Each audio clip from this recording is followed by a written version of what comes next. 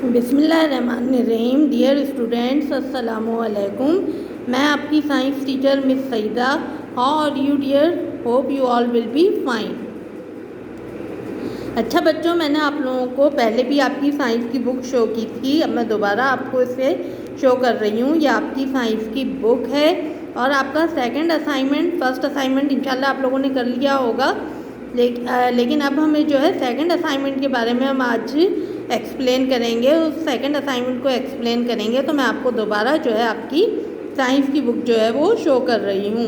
ये आपकी साइंस की बुक है और सेकंड असाइनमेंट हमारा फर्स्ट चैप्टर से है, द डाइजेस्टिव सिस्टम। अच्छा, अब आप लोग अपनी बुक ओपन कीजिए। पेज नंबर 2 पर आपका फर्स्ट चैप्टर स्टार्ट हो रहा है, द डाइजेस्टिव सिस्टम। अब बुक में ही पेज नंबर 3 पर आइए। पेज नंबर 3 पर जो है ये पूरी फिगर जो है वो आपकी बनी हुई है, वो किस की है? डाइजेस्टिव सिस्टम की है। कौन सा सिस्टम है ये? Digestive system. और इसके डिफरेंट ऑर्गन्स दिए हुए हैं। अच्छा, मैंने फर्स्ट असाइनमेंट में आपको बहुत अच्छी तरीके से डाइजेस्टिव सिस्टम की मीनिंग भी बताए थे। शायद आप लोगों को याद होगा कि डाइजेस्टिव सिस्टम के मीनिंग क्या है? निज़ाम हाज़मा के हैं। और डाइजेस्टिव सिस्टम यानी निज़ाम हाज़मा हम किसे कहते हैं? वो सिस्टम जिसके अंदर फूड को डाइजेस्ट किया जाता है। ठीक है, तो डाइजेशन भी मैंने आपको डिफ़ाइन किया था। What is digestion? डाइजेशन को जब आप डिफ़ाइन करते हैं तो क्या कहते हैं? The process of breaking down food into smaller molecule is known as digestion. What is digestion?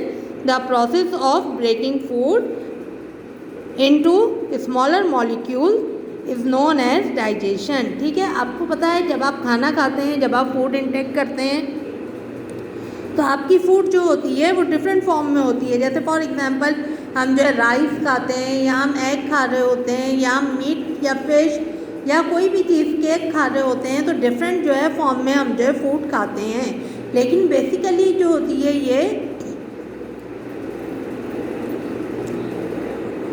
Food molecule पर यानी न्यूट्रिएंट्स के ऊपर कंसिस्ट करती है, जिसमें प्रोटीन है, कार्बोहाइड्रेट्स हैं, फैट्स हैं, मिनरल्स है, विटामिन्स हैं और फाइबर है।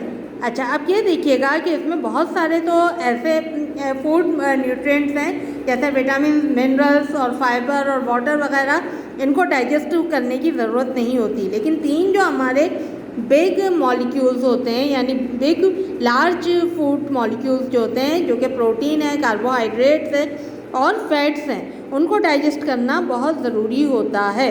तो वो जब तक डाइजेस्ट नहीं होंगे, अपनी सिंपल फॉर्म में नहीं आएंगे, तो वो जो है क्या नहीं होंगे? ब्लड के अंदर, ब्लड स्ट्रीम के अंदर जो है वो एब्जॉर्ब नहीं होंगे। तो इस वजह से हमें जो है डाइजेशन का प्रोसेस जो है वो करना होता है। अच्छा, बुक में देखिएगा पेज नंबर 5 पर, ये मैं पहले भी आपको बता चुकी हूँ कि ये 3 लार्ज मॉलिक्यूल्स जो हैं हमारे फूड के, कौन कौन से हैं? एक स्टार्च है, और स्टार्च कार्बोहाइड्रेट को कहते हैं, और ये इसकी सिंपल फॉर्म क्या है? Glucose and sugar. ठीक है, glucose and other sugars like maltose. ठीक है, तो ये जो है एक एंजाइम्स होता है हमारी बॉडी में। कार्बोहाइड्रेट एंजाइम होते हैं जो कि स्टार्च को यानी कार्बोहाइड्रेट को ग्लूकोज या फिर सिंपल शुगर में चेंज करते हैं। फिर उसके बाद प्रोटीन है। प्रोटीन को जो है वो भी लार्ज मॉलिक्यूल है, और इसको प्रोटीएज एंजाइम जो होते हैं वो अमाइनो एसिड में चेंज करते हैं, कन्वर्ट करते हैं। फिर फैट्स है। फैट्स जो है वो भी लार्ज मॉलिक्यूल है, और वो जो है लाइपेज एंजाइम जो होते हैं वो इसे फैटी एसिड और ग्लिसरॉल के अंदर जो है वो कन्वर्ट करते हैं।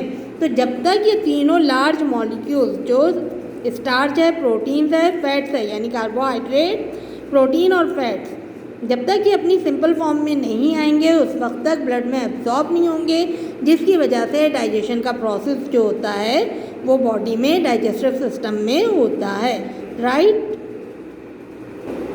अच्छा, मैंने आप लोगों को पहले भी बताया था कि डाइजेशन का प्रोसेस जो होता है यानी डाइजेस्टिव प्रोसेस जो होता है वो 2 तरह का होता है। एक मैकेनिकल ब्रेकडाउन होता है और एक केमिकल ब्रेकडाउन होता है। मैकेनिकल ब्रेकडाउन में मूवमेंट ऑफ ऑर्गन्स होती है, जैसे च्यूइंग है। च्यूइंग जो है इसकी एग्जांपल है मैकेनिकल ब्रेकडाउन की।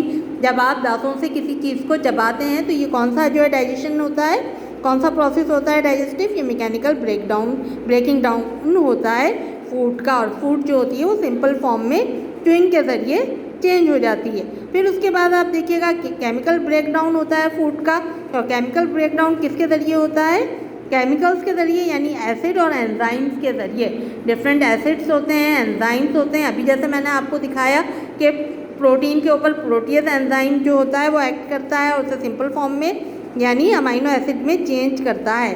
तो these two digestive process which help in the digestion of food. Understand? Mechanical digestion and chemical digestion, right? अच्छा, केमिकल डाइजेशन में एंजाइम्स शामिल होते हैं, और आपको पहले भी मैं बता चुकी हूँ कि एंजाइम्स जो है वो बायोलॉजिकल कैटलिस्ट होते हैं, और एक एंजाइम जो होता है वो एक ही चीज़ के लिए यूज़ होता है। जैसे फॉर एग्जांपल, अगर स्टार्च पे जो एंजाइम एक्ट कर रहा है वो फैट पर एक्ट नहीं करेगा, जो फैट्स पर एक्ट कर रहा है वो प्रोटीन पर एक्ट नहीं करेगा। तो एंजाइम्स क्या होते हैं? बायोलॉजिकल कैटलिस्ट होते हैं, और इनका एक स्पेसिफिक फंक्शन होता है। अंडरस्टैंड? अच्छा, आपसे असाइनमेंट में एक क्वेश्चन ये पूछा गया है कि ग्लूकोज मॉलिक्यूल जो होता है उसे डाइजेस्ट करने की ज़रूरत नहीं होती, जबकि स्टार्च मॉलिक्यूल को जो है वो डाइजेस्ट करना पड़ता है।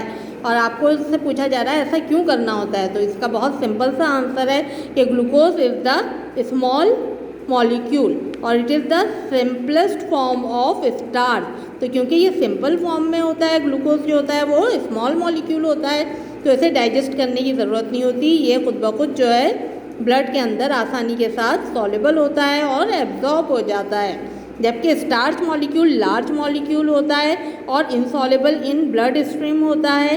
तो इसको जो है हमें डाइजेस्ट करना ज़रूरी होता है, और इसको हम किस तरीके से डाइजेस्ट करते हैं? इसके ऊपर जो है एंजाइम एक्ट करते हैं जो कि कार्बोहाइड्रेट एंजाइम्स कहलाते हैं, और वो स्टार्च को सिंपल फॉर्म में चेंज करते हैं जो कि ग्लूकोज होती है। और इस तरीक़े से स्टार्च जो होते हैं वो किस में एब्जॉर्ब हो जाते हैं?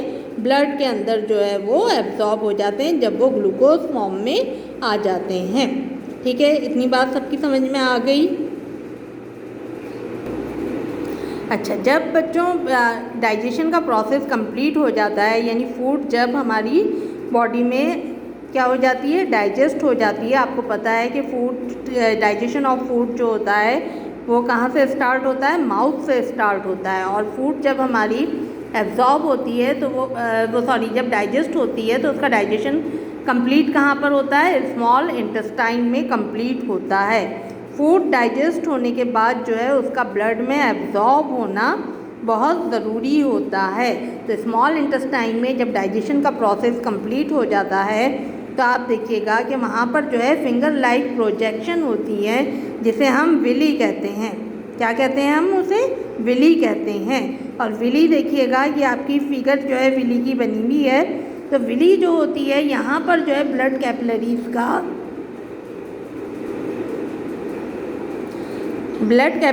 का नेटवर्क जो है वो मौजूद होता है। और आपको पता है कि हर चीज़ जो होती है वो ब्लड में एब्जॉर्ब होती है। क्यों? क्योंकि ब्लड जो है उसे पूरी बॉडी के अंदर जो है वो सर्कुलेट करता है, उसे पहुंचाता है, उसे मूव करता है।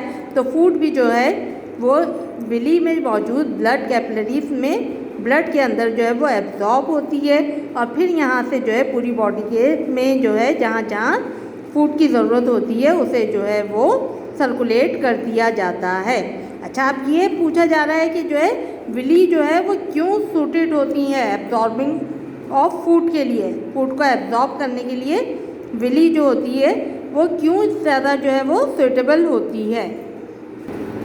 अच्छा, तो इसकी वजह क्या होती है कि 3 इसके रीजंस होते हैं जिसकी वजह से विली जो है वो suitable for absorption of food है। सबसे पहली चीज़ क्या है कि it provide large surface area to small intestine. ये स्मॉल इंटेस्टाइन के लिए जो है को क्या प्रोवाइड करती है? Large surface area. यानी ये जो है इसका सरफेस एरिया जो होता है वो बहुत लार्ज होता है ताकि फूड जो है वो आसानी से जो है इस पर से पास हो सके और ब्लड के अंदर एब्जॉर्ब हो सके। ठीक है। सेकंड जो है इसका क्या है कि क्यों इसका रीज़न है कि ये जो है suitable for absorption of food है। तो सेकंड चीज़ क्या है कि अच्छा, सेकंड रीज़न इसका क्या है? They have thin layer outside. यानी इसकी जो आउटर लेयर होती है वो बहुत थिन होती है जिसकी वजह से फूड मॉलिक्यूल्स जो होते हैं जो कि डाइजेस्ट हो चुके होते हैं, स्मॉल पार्टिकल्स में आ जाते हैं, तो वो आसानी से जो है इसके अंदर आउटर सरफेस इतनी थिन होती है कि वो आसानी से इसमें से पास हो जाते हैं और ब्लड के अंदर जो है वो एब्जॉर्ब हो जाते हैं। और थर्ड और लास्ट रीज़न क्या है कि villi are suitable for absorbing food, तो वो क्या है इसका कि जो है इसके अंदर well supplied of blood capillaries होती हैं, यानी यहाँ पर बहुत ज़्यादा जो है ब्लड कैपिलरीज होती हैं। जाहिर है तो जब ब्लड कैपिलरीज होंगी तो उसमें ब्लड भी होगा, तो ब्लड जो होता है वो आसानी से, बहुत सारा ब्लड होता है यहाँ पर जो कि फूड को क्या कर लेता है, एब्जॉर्ब कर लेता है, राइट। ठीक है, तो ये इस तरह आपका जो है ये डाइजेस्टिव सिस्टम जो है, जो कि मैंने आपको पहले भी समझाया था, आज दोबारा जो है मैंने आपको उसे रिपीट कर दिया। अच्छा, आपको जो सेकंड असाइनमेंट मिला है वो सेकंड असाइनमेंट जो है उसमें लॉन्ग क्वेश्चन जो है वो आपको गिवन है, 3 लॉन्ग क्वेश्चन जो है वो आपको गिवन है। और अभी जो मैंने सारी चीज़ें आपको एक्सप्लेन की हैं वो उन सब के आंसर जो है इसमें जो क्वेश्चन थे उन सब के आंसर्स को जो है मैंने बहुत अच्छी तरीक़े से जो है वो एक्सप्लेन कर दिया है। इंशाल्लाह आपको बहुत अच्छी तरीक़े से जो है वो समझ में आ जाएंगे। आप इस वीडियो को बार बार देखिएगा और इसे समझिएगा बहुत अच्छी तरीक़े से, इंशाल्लाह आपको ये सब समझ में आ जाएगा। और फिर जो है आप क्या कीजिएगा कि ये तमाम क्वेश्चन, लॉन्ग क्वेश्चन आंसर की हेडिंग डालकर अपने साइंस के जर्नल पर कॉपी कर लीजिएगा। बहुत नीट एंड क्लीन हेडिंग्स जो दी हुई हैं वो हेडिंग्स डालकर जो है आप कीजिएगा, और जो है कोई स्पेलिंग मिस्टेक्स जो है वो नहीं कीजिएगा, और इस असाइनमेंट को आप चेक भी करवा लीजिएगा। ओके, टेक केयर, अल्लाह हाफिज़।